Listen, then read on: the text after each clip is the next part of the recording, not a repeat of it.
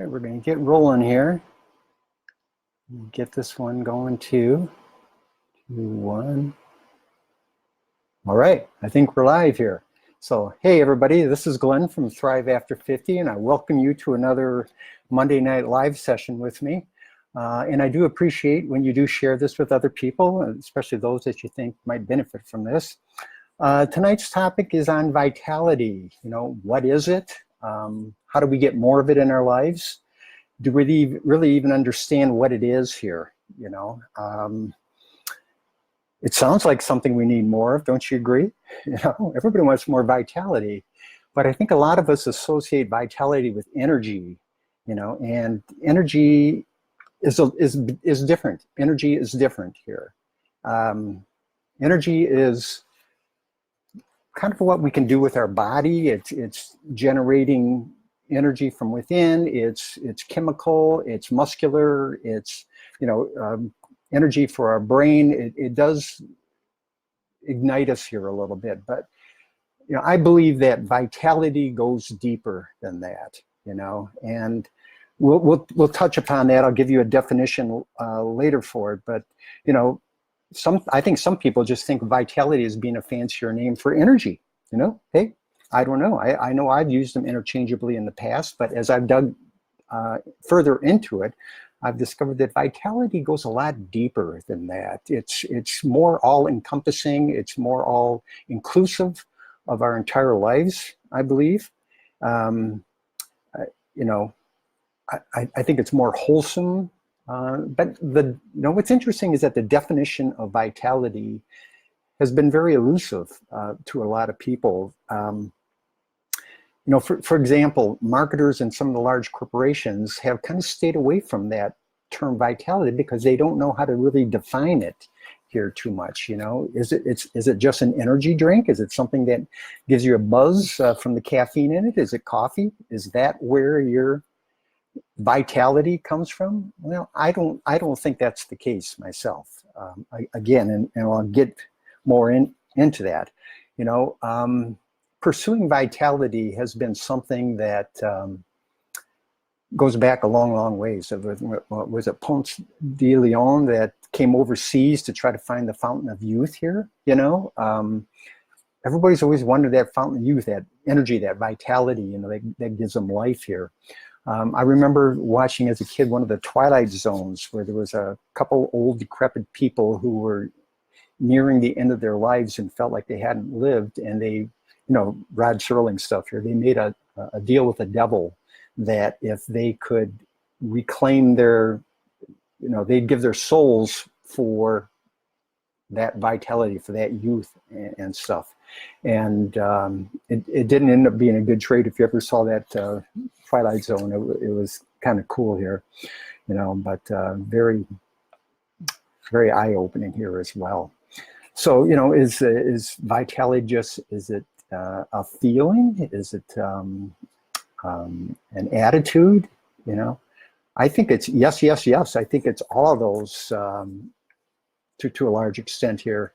You know, I think we've all experienced vitality or moments of vitality that we could just, oh yeah, man, that's it. Or we have seen it in other people.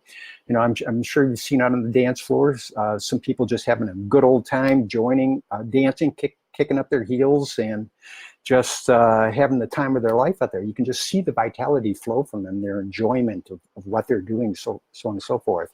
I know I've had personal moments of vitality. You know, for example, walking through an old growth forest and just the feel of, you know, what's around you and hearing the sounds and just the majestic old trees there, you know, the beeches, the maples, I mean, whatever it might be, big old oaks or so, but just the experience of that just brings back so many memories for me.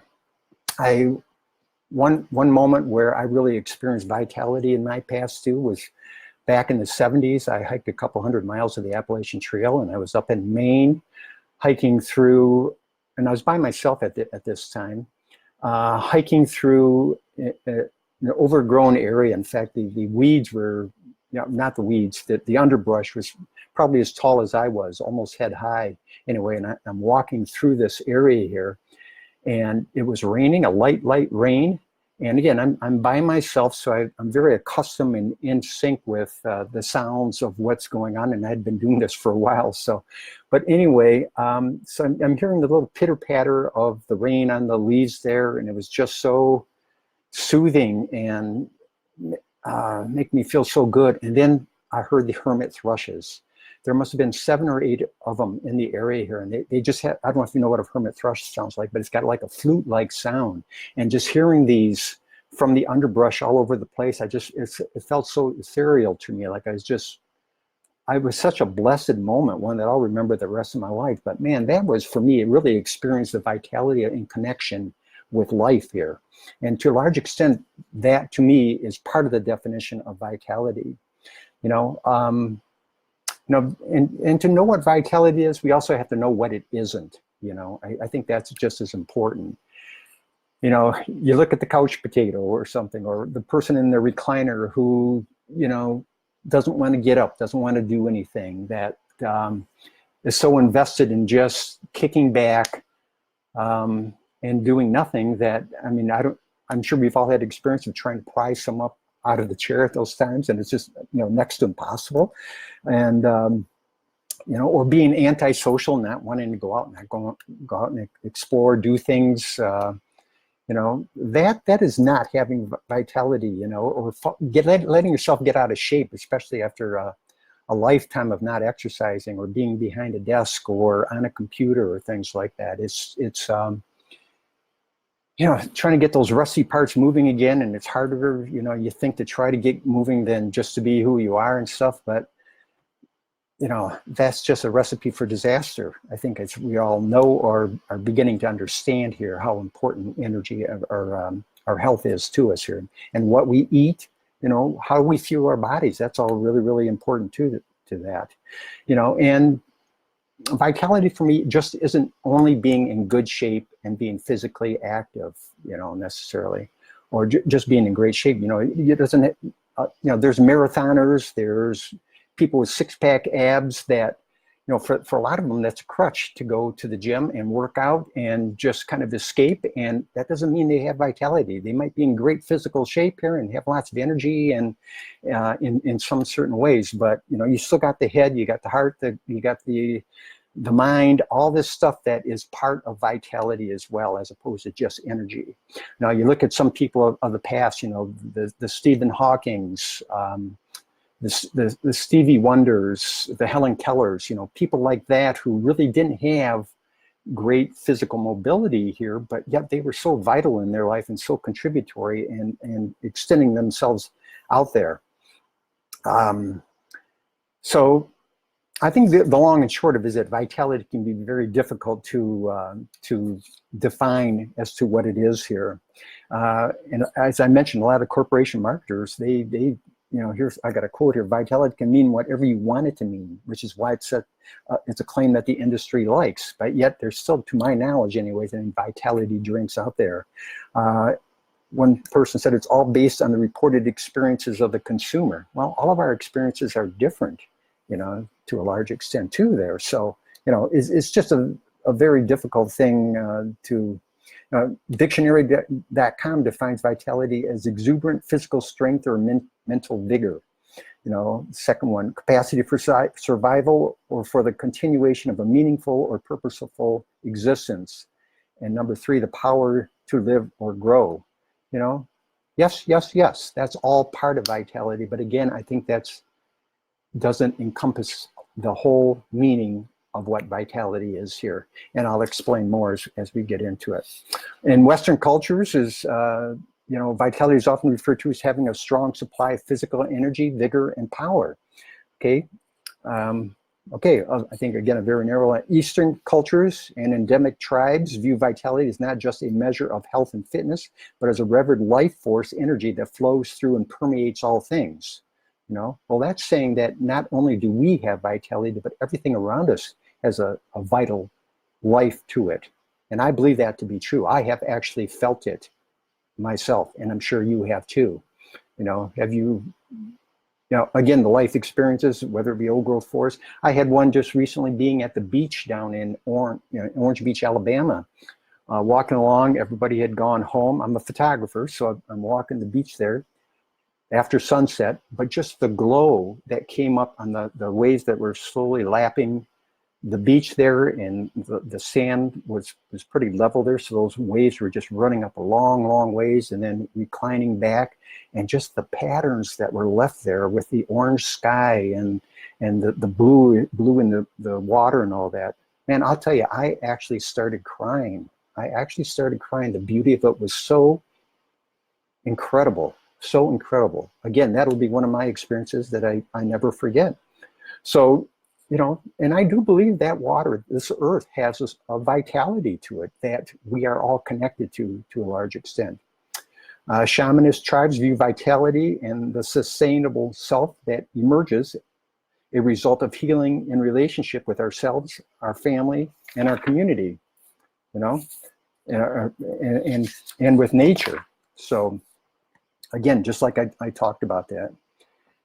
Vitality, you know, I just love it. I want to read you my definition of what vitality is, and I put this together a while back, way before this planned talk about vitality.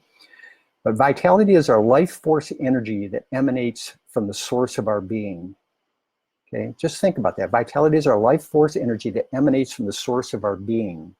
Abstract yet perceptible, this life force energy is an expression of our inner strength, our resilience, and our joy for life. That says a lot. I'll read that last part again. Abstract yet perceptible, this life force energy is an expression of our inner strength, resilience, and joy for life. And to me, that is more encompassing than anything that I have seen out there.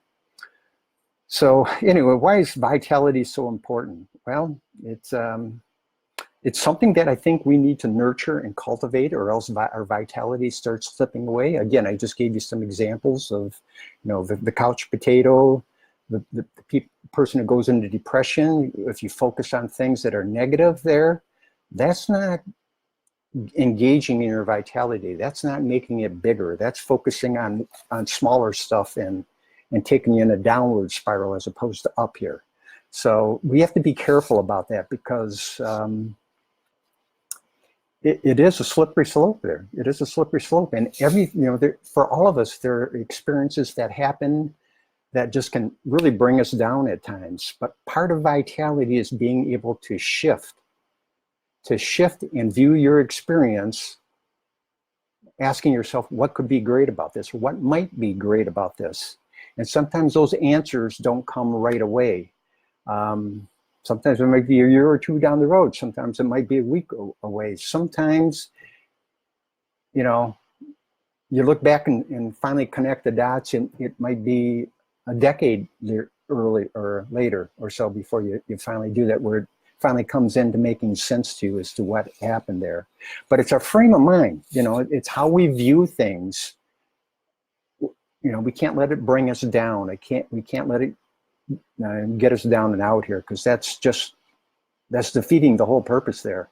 You know, in a lot of ways, a lot of us, especially as we are aging here, we think we're getting too old. We're thinking that we can't get back into shape here. We can't re-energize ourselves. That vitality was for the youth and for a young puppy, or for example, or, you know, that is just something that we can't regain.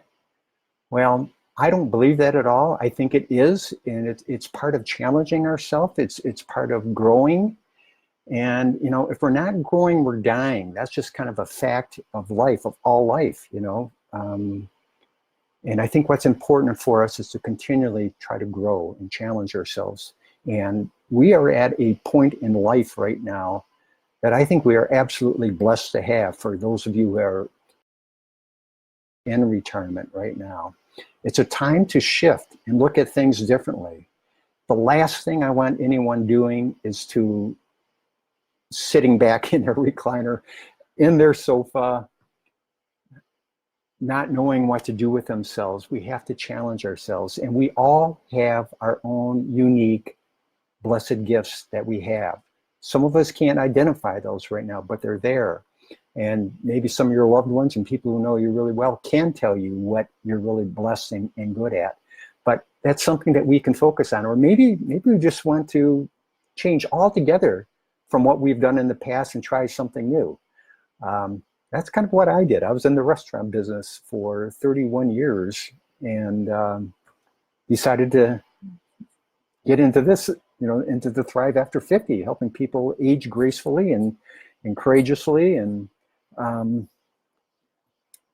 with vitality, with vitality. So, and I've had to learn all kinds of new things. It hasn't been easy. There have been those times where I've been in, deep depression and stuff. But, I found the more I did this, I wasn't there as long. I still have my days and moments, but I know they're not going to last more than a day, usually a day at the max, sometimes two. Sometimes I have to go out and just really set off on shifting here.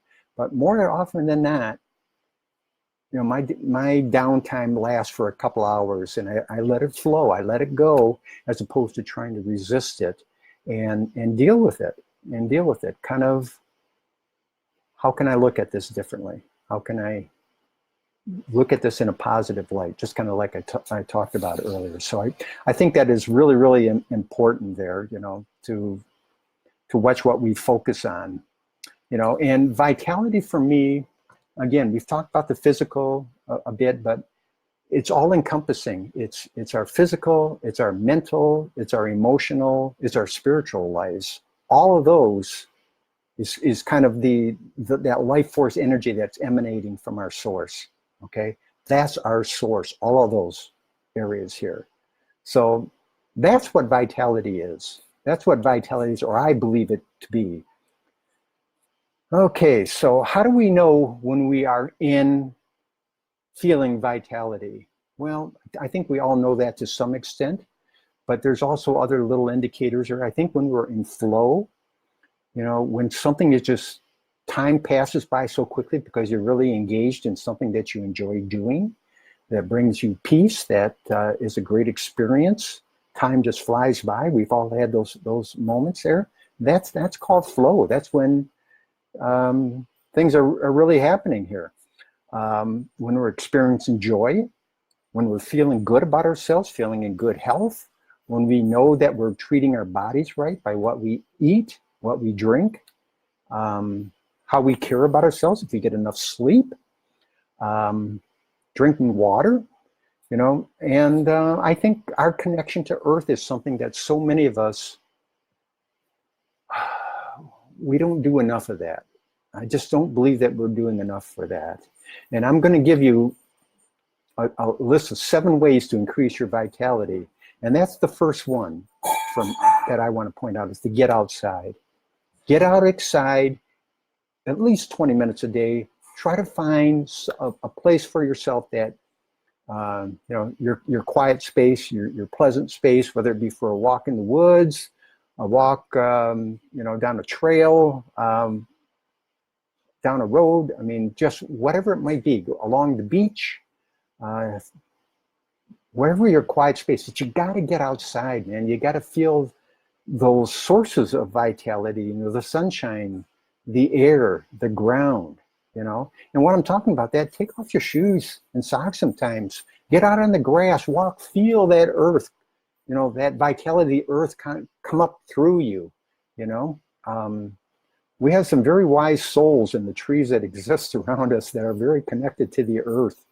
And I don't know about you, but sometimes I feel like I can almost communicate with these trees and just kind of feel their wisdom and what they're doing here. So, bring some of that into your own life there. Get out, take off your shoes and socks, walk in the grass or wherever there. So that's number 1. Getting outside, a real important one too there. Cultivating connection is number 2. Okay, again, being antisocial, being in your own little world, withdrawing from life isn't healthy. In fact, it just brings you further down into that downward spiral here. So extend yourself out there,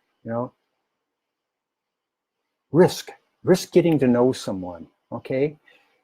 The earth, the universe wants to work with you, and it's not going to bring your answers to your door and have it knocking on and say, here I am. It's just not going to happen. You have to put yourself out there, plain and simple. You got to get yourself out there and socialize with people here. Number 3, challenging yourself.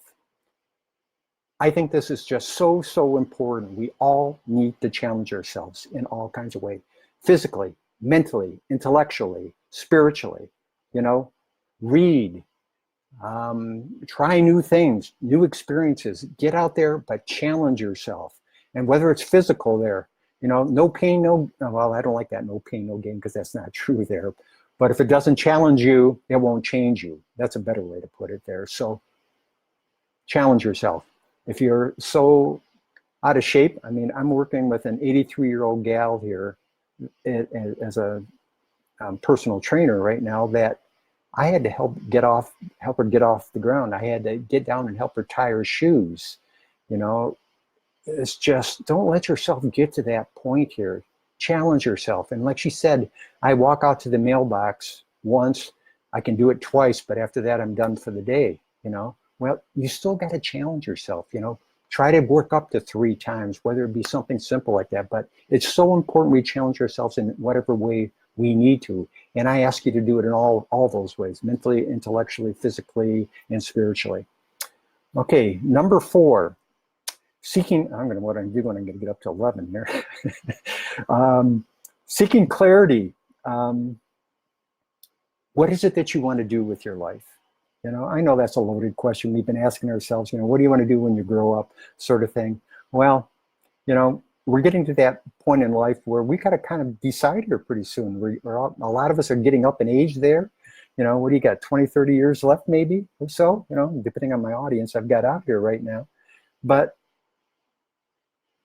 it's time that we stop making excuses and do that inner work to figure out which direction we want to go, to start taking small steps in it. Even if we don't know the answer, taking small steps in that direction will help you. It'll help with your clarity. It will help with creating a fulfilling life. It'll help with your purpose and mission. But think about it. Go inside. Figure out what's going on. What is important to you? What is your morals, your values? What integrity? Different things like that. So seek that clarity. Number 5, stay present. Okay, this is just so important. I know so many people that are worriers. They worry about the past. They worry about the future. They're bringing those stories with them wherever they're going. That, okay, I don't have much of a future because of this. My past is my reason I can't move forward. It's playing victim. It's being helpless. That is not being vital. That is not being vital. But be aware that any change that takes place in the present. Okay, the present is the point of power. You can change your life just like that in a moment if you really want to, just by making the decision to be different and act differently and do things differently in this moment than what you have in the past. So be present. Number 6, this is a big one too, is resist fear. Okay. Oh boy, I don't even know how to begin on that one. You talk about, what are we fearful of? We're fearful of mass shootings in malls or at churches or in schools. We're fearful of our politicians being crooks and dishonest. We're worried about being dragged into another war. We're worried about our finances and whether we're going to have enough money to get by. We're going to, there's so much that's going on. And I don't know about you, but that is what is emphasized in the media. That's what makes the stories, and, turn it off. Turn it off. Don't let it encapsulate you. Don't let it control you. Don't let it be too big of a part of your life here. You know, let it go. Okay. Again, what you focus on grows. Okay. So let's focus on what is positive, not as what is negative, because we need to change things. Okay. And all change begins with ourselves here. All change begins with ourselves. So we got to keep that in mind, that we need to work on ourselves here first, and let's keep the fear out of our things, out of our lives here as much as we can. Focus on what's great. Okay, number 7, listen to our body. Okay, our body is a miraculous pharmaceutical factory, basically. You know, it knows what we need. It knows what we need from the heart, from the mind, from our muscles and bodies and bones and just everything there. Kind of listen to it, be in tune. Feed it well too. Take care of it. And that kind of ties into the, practicing self-care, which is number 8. Be aware of what you're eating. Put healthy stuff in your body. I got to tell you, that's probably the most important thing you can do. Exercise will only take you so far, okay? It's what you put in your body, the fuel that you give it, that is going to really make a difference in your life. I've told some of you before that, I used to be an exerciser, doing a lot of swimming and stuff, and I had a cholesterol that was like 220, 225 overall cholesterol. I could never bring it down. 200 is what you're supposed to be below. Okay, I changed my eating habits. 1 year later, I went from 225 down to 169, and I have stayed there. I have stayed there. All my levels are really good. In fact, my doctor the other day, when for my annual checkup, said that, if I had more like you, you'd put me out of business. Take care of yourself. That is just so important to drink a lot of water. Get the other crap out of your life here, but really focus on the water, the sleep, breathing, taking care of yourself, meditating, whatever. Okay. Number 9, embrace joy. Okay. How do you embrace joy? Well, I'll tell you, it's something you generate from within. It's not something that you go and find out there. It's something you actually generate from within. And that is part of focusing on what is great there. So work at that. Generate joy. What can be great about anything and everything that happens? Okay, number 10, believe in yourself. Okay, that is so important. And I believe there's a higher power out there of some sort, a higher intelligence. Call it God, call it Buddha, whatever you want to do. But I have seen in my own life my alignment with the universe as I keep stepping in my direction. As I keep growing and giving more back, more good things start happening to me. And that'll happen to you too. That person will come into your life, that book will come into your life, that opportunity, whatever it might be. But you got to take that first step, and you got to believe that you can change, that you can become more than what you are. So, man, I'll tell you, believe in yourself and believe in that higher power there.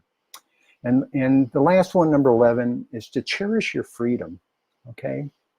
And what I mean by that, a lot of us live a caged life, where a lot of us feel stuck, that we have made decisions in the past that we can't get out of. We're in this relationship, but it's really not nurturing or feeding us, Some might say that, okay, I dedicated my life to doing this job and providing for my family, and now that's over. The kids have moved out, and I don't know what to do with myself, and they just fall into that caged, I can't change, I can't do anything lifestyle, and another one that I want to point out that falls right into that was cherish your freedom. And this one I think is really, really important too, is that a lot of us have fallen into a life of comfort, okay? A life of comfort where we supposedly have everything that we're supposed to want in life. We might have the cars, the house, multiple houses. We might have, the love, just everything. And we don't push ourselves. We don't challenge ourselves because, well, you tell me, why don't you? Why don't you? That's just being trapped too, because you're still stuck. You're still stuck. You're stuck in the comforts, and you're not changing, you're not growing, you're not risking. And I encourage you to cherish your freedom there and really challenge yourself. Yeah. Okay, well, I'm going to close things up tonight. I want to thank you very much for coming here again. I always have a quote here that I like to give at the end. And this one, for me, is, I think, quite powerful. Okay, imagine if the people who have lived and learned still had the vitality to act upon the hard lessons and not just share in a conversation, but lead. And that's by Ron Howard. I'm going to read that again. Imagine if the people who have lived and learned still had the vitality to act upon the hard lessons that they learned in life and not just share in a conversation, but use everything all their wisdom to lead. You know, that's what I want you to do. That's what I want myself to do. That's what I want everybody to do. That's the goal of Thrive After 50, live a vibrant, passionate, blissful life. We are not done. Save retirement to your 90. Don't do it now. Don't do it at 65. It's too much to do. Shift, get out of what you're doing, take a couple gap years, go play your golf, go shopping, go travel, do all the stuff you want to do, but eventually you're going to come back and you're going to say, what do I want to do with the rest of my life? So start down that path right now and bring that vitality into your life. All right. Thanks for accompanying me here tonight. I appreciate you taking the time out of your busy day. Please share this with others, and God bless you. I'm out of here. Bye-bye.